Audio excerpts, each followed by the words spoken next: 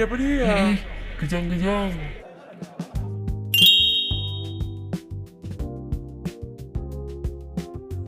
Halo semuanya, di video kali ini kita akan membahas tentang epilepsi.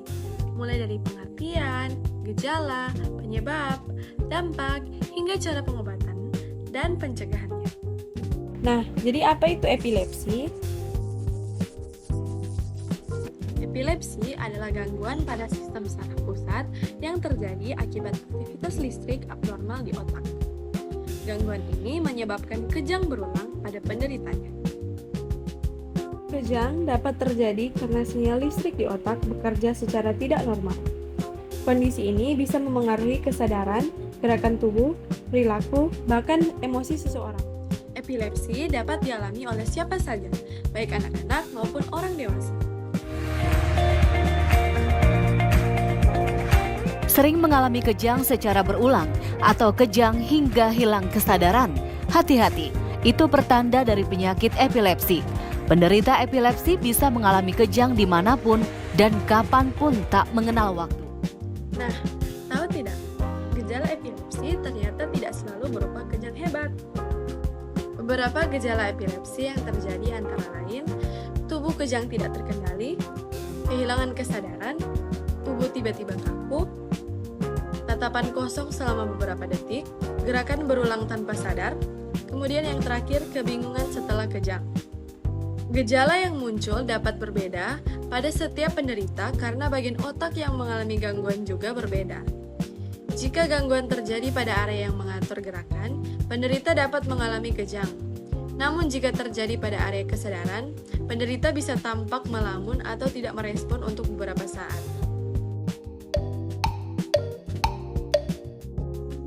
Epilepsi dapat disebabkan oleh berbagai faktor, seperti cedera kepala, infeksi, stroke, faktor genetik, maupun gangguan perkembangan otak. Namun, bagaimana kondisi-kondisi tersebut bisa menyebabkan epilepsi? Pada kondisi normal, sel saraf atau neuron di otak mengirimkan sinyal listrik secara teratur. Ketika terjadi cedera kepala atau kerusakan pada jaringan otak, pola sinyal listrik tersebut dapat terganggu.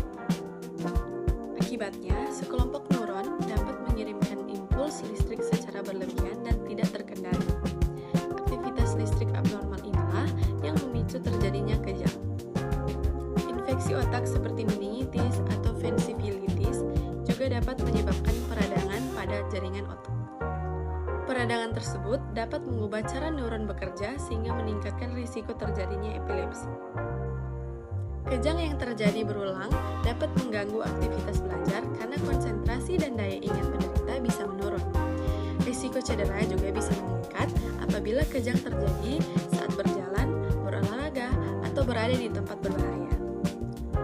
Nah, kalau melihat seseorang mengalami kejang, apa yang harus kita lakukan? Yang pertama, bersihkan area di sekitarnya dari barang-barang berbahaya atau tajam.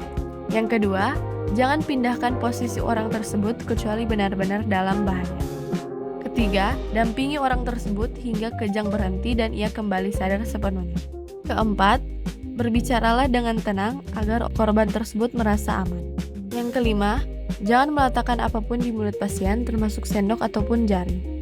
Keenam, perhatikan lama kejang berlangsung dan segera cari bantuan medis jika diperlukan. Pengobatan epilepsi biasanya dilakukan dengan obat anti kejang yang diresepkan oleh dokter.